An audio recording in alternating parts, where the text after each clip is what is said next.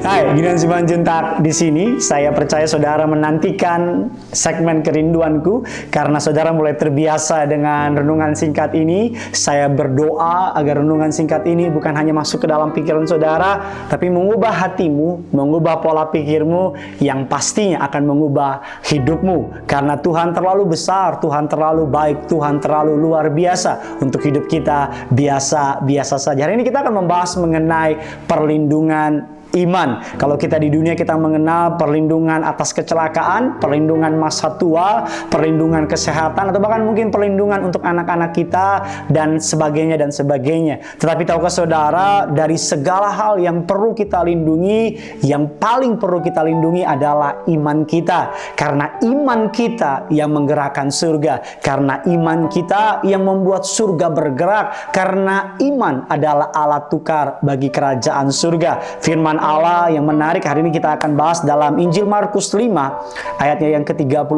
Saudara bisa membuka Alkitab saudara, Injil Markus 5 ayat yang ke-36.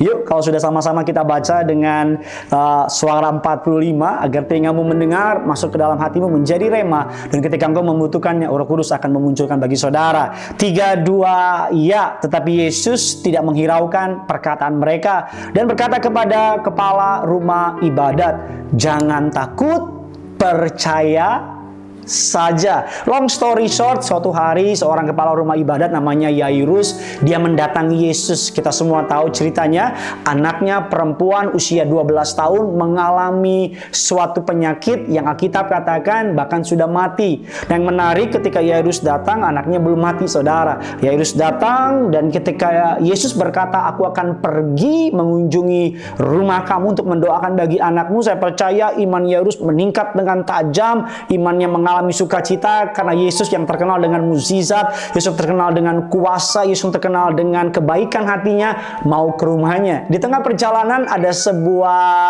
ada sebuah perbelokan keadaan karena ada perempuan pendarahan, saudara, yang menjamah jumlah Yesus, dan perempuan itu pendarahannya stop seketika. Tapi ketika sukacita sedang meliputi orang banyak, salah satu orang dari keluarga Yairus berkata kepada Yesus dan berkata, "Buat apa engkau menyusahkan guru lagi? Anakmu sudah mati." Dan apa yang Yesus lakukan? Alkitab katakan Yesus tidak peduli. Yesus terus berjalan bersama dengan Yairus. Bahkan Alkitab mengatakan Yesus hanya membawa Yairus dengan ketiga orang muridnya. Bahkan sampai di rumah Yairus, Alkitab mengatakan banyak orang menangis karena anaknya sudah mati.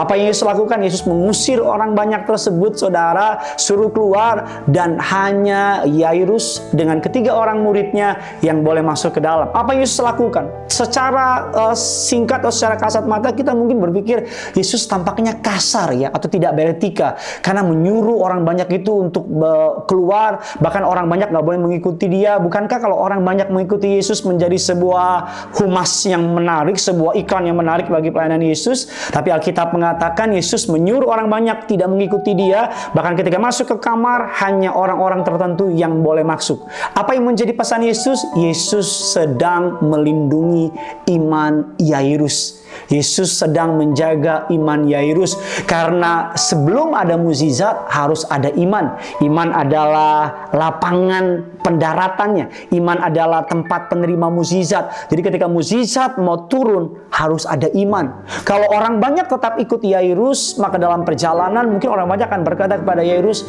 "Sudah mati, sudah mati, sudah mati." Imannya gagal. Kalau yang masuk kamar banyak-banyak juga, imannya juga menjadi gagal. Yesus sedang melindungi iman Yairus. Hari ini lebih dari kesehatanmu, lebih dari hartamu, lebih dari jabatanmu, bahkan lebih dari segalanya, lindungi imanmu. Ya, lindungi imanmu. Jaga hatimu dengan segala kewaspadaan, karena dari situ terpancar kehidupan. Alkitab nggak pernah bilang jaga hartamu, tapi Alkitab bilang jaga hatimu, karena hati adalah pusat komando. Hati adalah yang Tuhan mau dari saudara dan saya. Jaga iman saudara, pelindungi iman saudara dengan segala cara. Bagaimana caranya? Baca firman. Bagaimana caranya? Bangun jam saat teduh sama Tuhan. Bagaimana caranya? Berkumpul dengan orang-orang yang sevisi, orang-orang yang seiman. Jangan mau bergaul dengan orang-orang pembunuh iman. Jangan mau bergaul sama orang-orang yang perkataannya negatif. Jangan mau bergaul sama orang-orang yang dikit-dikit bilang nggak bisa, nggak mampu, impossible dan sebagainya. Bahkan di masa-masa pandemi ini, maaf ya, jangan konsumsi terlalu banyak berita negatif. Bahkan kalau perlu nggak usah konsumsi sama sekali. Konsumsi isimu dengan firman Tuhan. Konsumsi hatimu dengan kabar baik, dengan kabar sukacita. Karena we are what we eat. Kita apa yang kita makan. Kalau kita makan ketakutan, yang keluar adalah ketakutan. Kalau kita makan kabar baik, yang keluar adalah kebaikan demi kebaikan.